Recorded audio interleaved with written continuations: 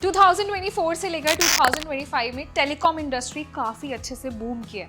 आप देखिए, हर कोई आजकल स्मार्ट गैजेट्स का यूज़ करता है। स्मार्टफोन चलाते हैं हम, स्मार्ट वॉच चलाते हैं, लैपटॉप्स, टैबलेट्स, कंप्यूटर, हर गैजेट में ना इंटरनेट की ज़रूरत होती है। तो इंटरनेट की जो डिपेंडेंसी है उसकी वजह से आप देखिए इंटरनेट की डिमांड कितनी ज़्यादा हो गई है।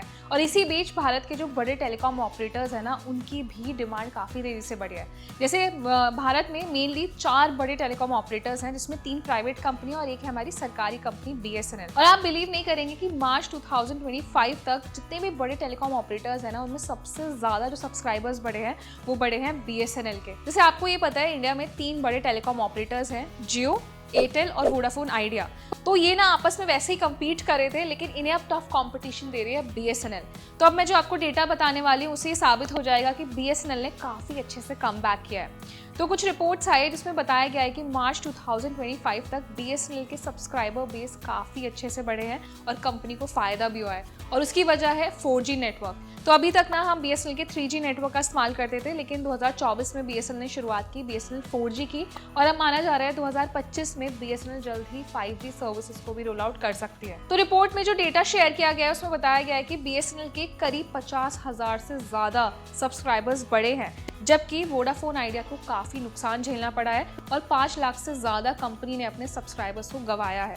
तो ये ऑफकोर्स वोडाफोन आइडिया यूजर्स के लिए तो एक अच्छी न्यूज़ नहीं है, लेकिन एयरटेल और जियो में काफ़ी ग्रोथ देखी गई है। जैसे मार्च महीने में एयरटेल के 12 लाख से ज़्यादा सब्सक्राइबर्स बढ़े हैं, और वही सबसे ज़्यादा जिसके सब्सक्राइबर्स बढ़े हैं वो है ऑफकोर्स रिलायंस जियो।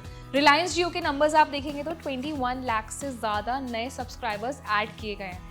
लेकिन इसी बीच जो सबसे अच्छी कंपनी ग्रो हुई है ना, वो ये BSNL।